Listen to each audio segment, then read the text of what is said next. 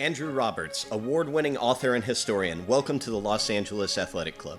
Thank you. What a place. Fantastic. This is actually the oldest private club in Los Angeles. I am a clubaholic.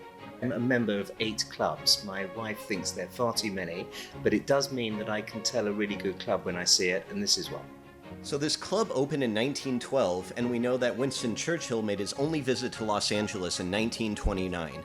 Now, we're not certain if he made a visit to this club while he was here, but certainly his friend Charlie Chaplin, whom he visited on that occasion, was a member of this club.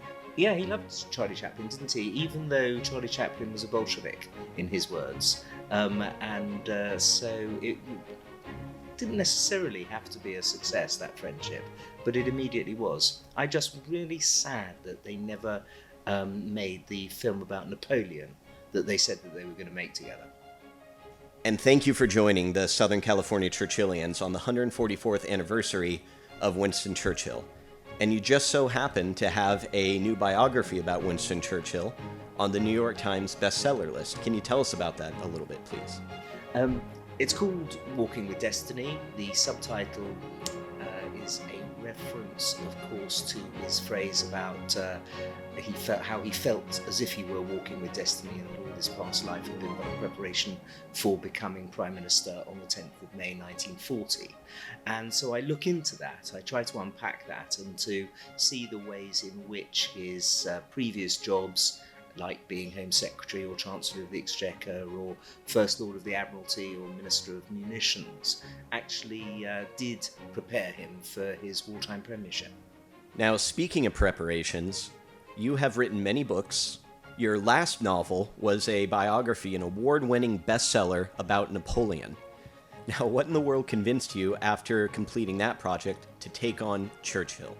Absurd hubris, I think, is probably the only possible explanation for that. But nonetheless, I obviously do quite enjoy the big projects. There have been as many biographies written of Churchill as there have of Napoleon.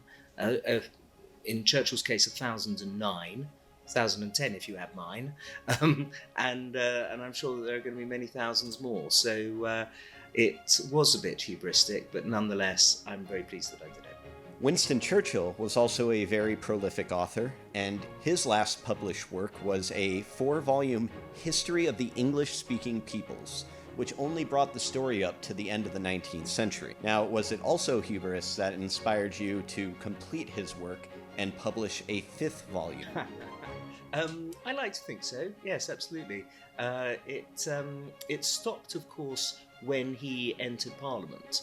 And yet, I think the most interesting parts of the history of the English-speaking peoples starts when Winston Churchill entered Parliament, rather than his own 4 volumes, which end at that point.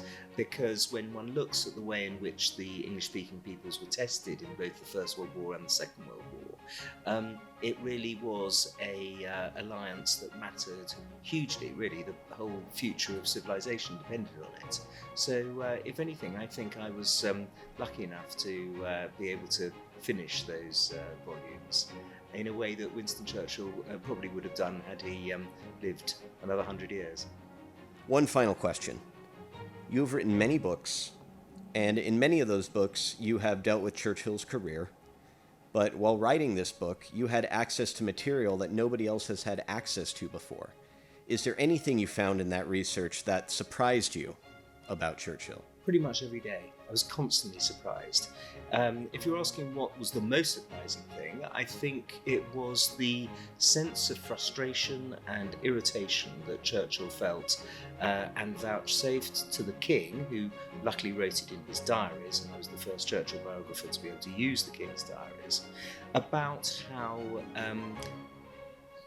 long it took America really to get fully involved in the Second World War. He felt that it was a war for civilization and democracy, and against an evil empire that had to be defeated, and he couldn't understand why the Roosevelt administration wasn't attempting to get more involved in it.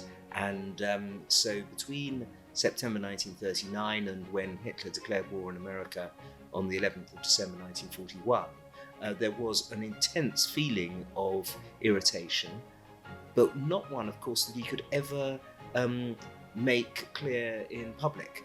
And so I think that was the most interesting and in many ways the most surprising of the many, many things that I found out in the course of this new avalanche of new sources. Andrew Roberts, thank you very much. Thank you, David.